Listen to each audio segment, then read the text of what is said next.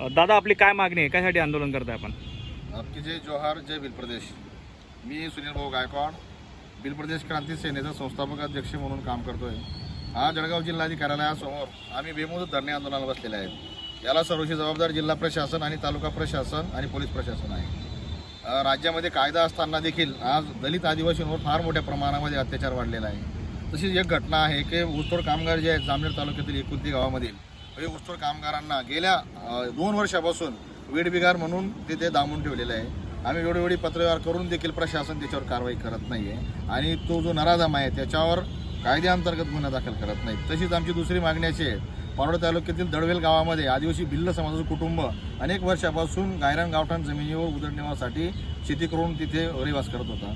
धनदांडग्या लोकांनी त्या ठिकाणी ते त्यांना पचलं नाही आणि म्हणून त्यांनी त्यांच्यावर कुटुंबावर पुरा भ्याड हल्ला केला आणि त्याच्यामध्ये कुटुंबांना मेजर मारहाण केली. त्याच्यामध्ये दुखापत झाली, टाके पडले डोक्याला, हात फ्रॅक्चर झाला आहे. तरी देखील पारोडा पोलीस स्टेशनचे PI अद्यापपर्यंत गुन्हा दाखल करून घेत नाही आहे आणि म्हणून या सर्व गोष्टींना घेऊन आम्ही या ठिकाणी आंदोलनाला बसले आहेत. दुसरी आमची तिसरी मागणी अशी आहे की आदिवासी विकास विभागाअंतर्गत गेल्या 4 वर्षापासून आदिवासी आपल्या संघटनेमार्फत 467 एकर जमीन आम्ही सबलीकरण योजना अंतर्गत शेतकऱ्यांकडून विक्री प्रस्ताव सादर केलेले आहेत. विक्री करायला तयार असताना देखील शासन ती विक्री आपला घेत नाही आणि आदिवासींना ते वितरित करत नाहीत. जेणेकरून इथे आदिवासींना जमिनीचा लाभ मिळेल. 5 एकर जमीन मिळाली तर कुटुंब स्थिर होईल आणि त्यांचा विकास होईल, या उद्देशाने ती योजना होती. प्रशासन काम करत नाही, सरकार काम करत नाही आणि म्हणून आमचा रोष आहे आणि या अनुषंगाने आम्ही या ठिकाणी आंदोलनाला बसले आहेत. चौथी मागणी आमची अशी आहे का 1 फेब्रुवारी 2026 रोजी महाराष्ट्र शासनाने एक मोठं धोरण घेतलं. गायरान गावठाण गुरुचरण जमिनीवर शेतीसाठी झालेल्या अतिक्रमणे किंवा रहिवासासाठी झालेल्या अतिक्रमणे नियमकुल करण्याचं धोरण शासनाने घेतलं.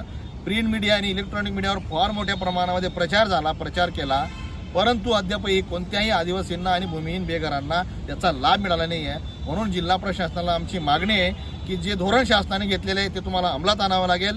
तात्काळ प्रांत अधिकारी आणि तहसीलदारांना तुम्हाला या ठिकाणी पत्र देऊन अंमलात आणण्यासाठी तुम्हाला कार्यवाही करावी लागेल, अशी मागणी आमची आहे. चौथी मागणी आमची अशी आहे का आदिवासी विकास विभागाची जी भरती चौकीदार म्हणून भरती प्रक्रिया सुरू झालेली आहे. ही भरती प्रक्रिया वर्ग 4चे पद आहेत आणि वर्ग 4चे पद असताना त्याचे अधिकार 5 जानेवारी 1992चा कायदा आहे, GR आहे. वर्ग 4चे पद भरण्याचे अधिकार हे प्रकल्प अधिकारी यांचे आहेत. परंतु शासन या लोकांना दिशाभूल करून आणि जे लाभार्थी आहेत म्हणजे जे आता सुशिक्षित बेरोजगार आहेत यांची दिशाभूल करण्याचा कार्यक्रम चालू आहे. प्रत्येकाकडून 1000 रुपये ते DBD मार्फत भरले जात आहेत. एक फॉर्म भरण्यासाठी 1000 रुपये घेत आहेत.